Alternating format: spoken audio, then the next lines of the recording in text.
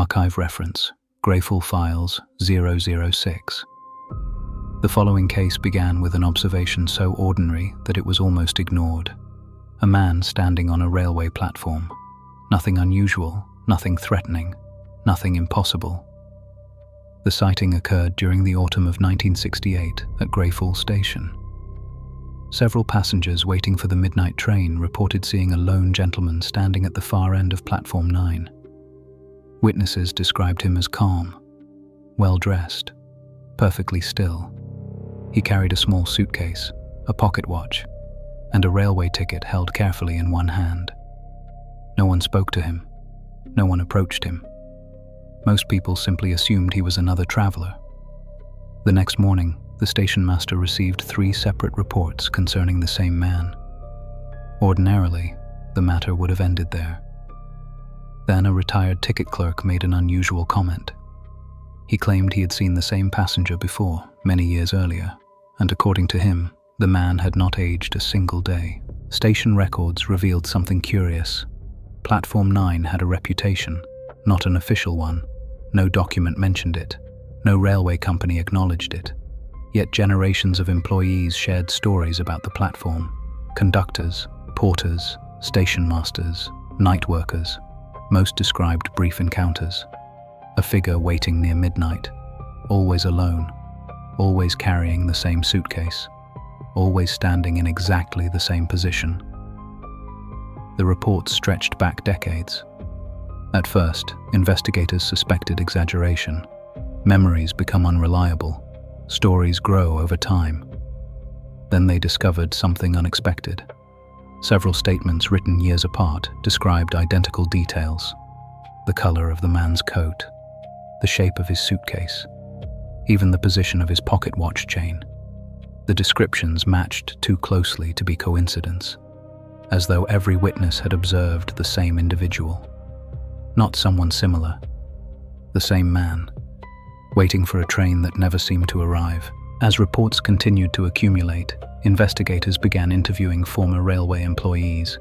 Many initially refused, not because they feared ridicule, because they feared being believed. The testimonies shared remarkable similarities.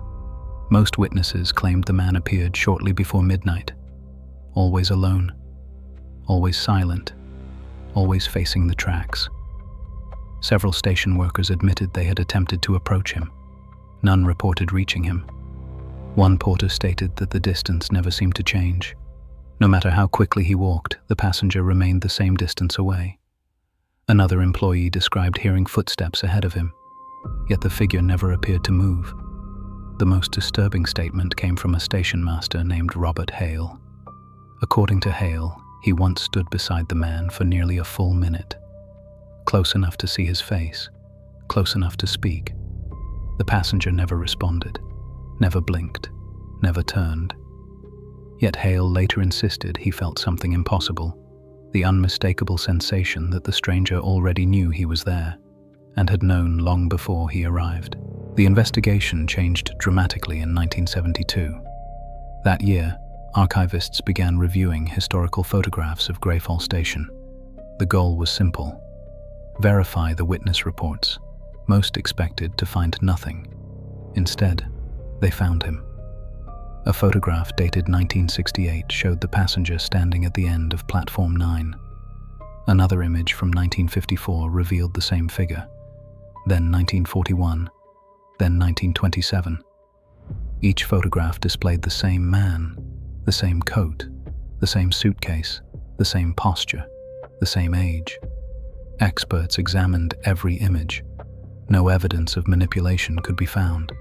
The photographs originated from different decades, different cameras, different photographers.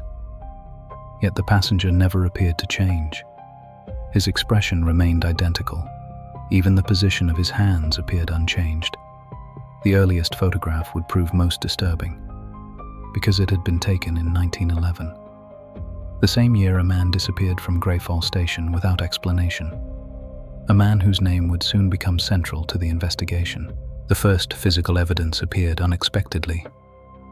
In the spring of 1974, a maintenance worker discovered an old railway ticket lying beside Platform 9. The paper should not have survived. Exposure to weather alone should have destroyed it years earlier. Yet the ticket appeared almost untouched. Its destination was partially faded. Its date remained visible. October 14th, 1911. The same year as the earliest photograph. The ticket was immediately transferred to the Greyfall Archives. Investigators soon noticed something unusual. The ticket had never been punched. It had never been validated. According to railway procedure, this should have been impossible. Every passenger boarding a train in 1911 would have had their ticket inspected. Yet this one remained unused, as though its owner had spent decades waiting for a journey that never began, or a journey that had never truly ended. More troubling still, no railway schedule from 1911 listed a train departing from Platform 9 at the time printed on the ticket. The destination existed. The departure time existed. The train did not. Attention soon turned toward railway archives. Investigators searched passenger manifests, departure schedules, and station records from 1911. The process took months. Thousands of documents required review. Most revealed nothing. Then archivists located a missing persons report. The report described a traveler named Jonathan Mercer. Age 32. Occupation unknown. Destination unknown. According to witnesses, Mercer arrived at Greyfall Station carrying a suitcase and a pocket watch. Shortly before midnight, he was seen waiting on Platform 9. He was never seen again. The description matched the mysterious passenger precisely. Height, build, clothing, even the suitcase. The report contained one final detail. Jonathan Mercer had purchased a railway ticket on October 14, 1911. The same date appearing on the ticket recovered decades later. For many investigators, the conclusion seemed obvious. The passenger and Jonathan Mercer were the same person. The problem was equally obvious. Mercer should have been dead for more than 60 years. Yet witnesses continued reporting sightings. And according to several recent statements, he was still waiting. The investigation might have ended with Jonathan Mercer, a missing traveler from 1911, a tragic mystery, nothing more. Then archivists made an unexpected discovery. While reviewing unrelated Greyfall cases, the same name began appearing elsewhere. Not often, not prominently, just enough to attract attention. A witness statement from 1923 mentioned a man matching Mercer's description standing beside the railway tracks during a heavy fog. A diary entry from 1948 described a silent traveler carrying an old suitcase near Black Hollow Station. A police report from 1961 referenced an unidentified gentleman seen entering Platform 9 shortly before midnight. The descriptions were nearly identical. The age never changed. The clothing never changed. Even the suitcase remained the same, as though time itself had forgotten to move forward. Then, investigators found something even stranger. Several witnesses claimed they had seen Mercer reading a timetable that did not exist. Whenever questioned about its contents, the witnesses struggled to describe it. Most remembered only one detail. At the top of the page appeared the words, "Final departure." No railway company had ever used such terminology, yet the phrase would appear repeatedly throughout the investigation. The most important testimony arrived in 1978. A railway signal operator working the night shift contacted the archives directly. The man had spent nearly 30 years working around trains. He was considered reliable, practical, not prone to fantasy. According to his statement, he observed an unscheduled train approaching Greyfall shortly after midnight. The locomotive appeared old, far older than anything still operating at the time. No identification number was visible. No company markings could be found. The train appeared briefly through dense fog before slowing near Platform 9. The signal operator immediately checked railway communications. No train had been authorized. No train had been reported. No train should have been there. Then he noticed something on the platform. A lone passenger, standing exactly where witnesses had described for decades. Jonathan Mercer, waiting. For the first time in 70 years, the train seemed to have arrived. The signal operator watched from the control tower. The train remained motionless. Its doors never opened. No conductor appeared. No lights were visible inside the carriages.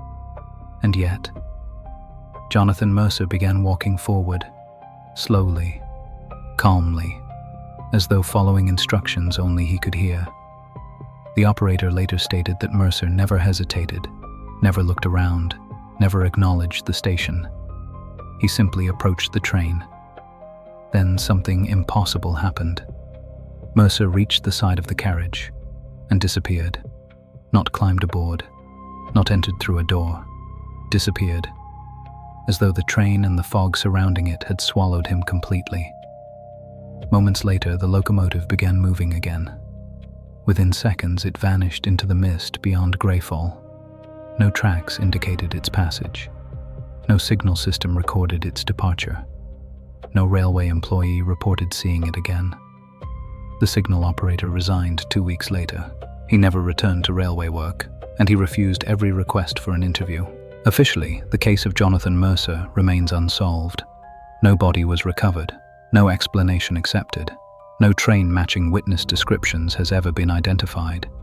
Yet the file remains active within the Greyfall Archives, because several details refuse to fit: the ticket, the photographs, the sightings, the train without a number, and one final piece of evidence.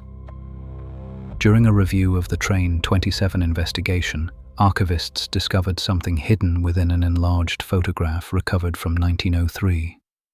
At the far end of the platform, barely visible through the fog, stood a solitary passenger holding a suitcase. The image was captured 8 years before Jonathan Mercer disappeared. Yet the figure appeared identical.